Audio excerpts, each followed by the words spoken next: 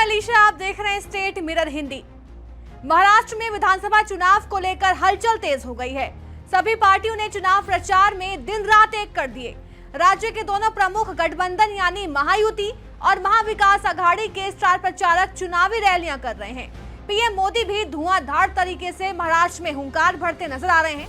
इस बार का महाराष्ट्र में विधानसभा का चुनाव कई मायनों में खास होने वाला है। इस चुनाव में लोगों की दिलचस्प उन सीटों पर होगी जहां बड़े चेहरे मैदान में हैं।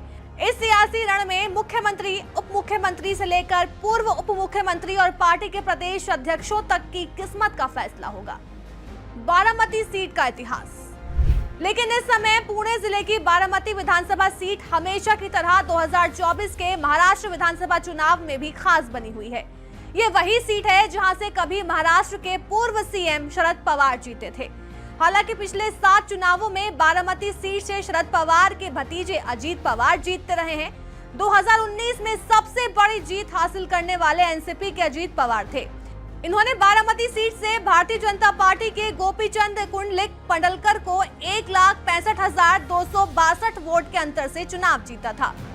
अब अपने चाचा से अलग हो चुके अजीत पवार एक बार फिर बारामती से चुनाव लड़ रहे हैं। यहाँ के मुकाबले की एक और दिलचस्प कड़ी ये है कि अजीत पवार के सामने उनके भतीजे योगेंद्र पवार खड़े हैं।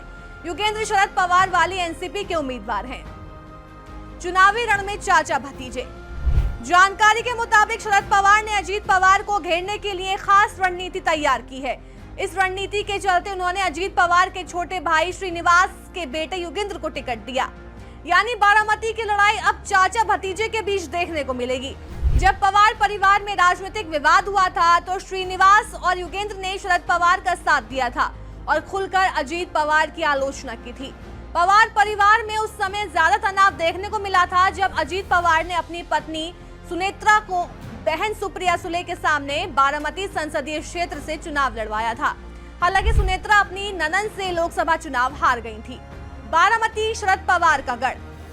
हमेशा से बारामती चुनावी क्षेत्र शरद पवार का गढ़ माना जाता है।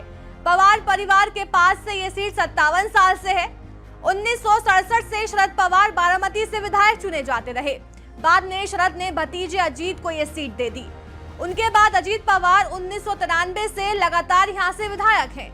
एनसीपी के दोनों गुट पहली बार पार्टी के विभाजन के बाद विधानसभा चुनाव लड़ रहे हैं। इसलिए इस बार देखना होगा कि यहाँ की जनता शरद पवार के साथ है या फिर अजीत पवार के साथ, क्योंकि इस सीट से एक ही परिवार के लोग चुनाव में खड़े हुए हैं।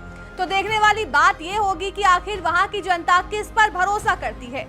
हालांकि लोकसभा चुनाव में शरद पवार यहाँ से हावी रहे और उनकी बेटी को बड़ी जीत मिली।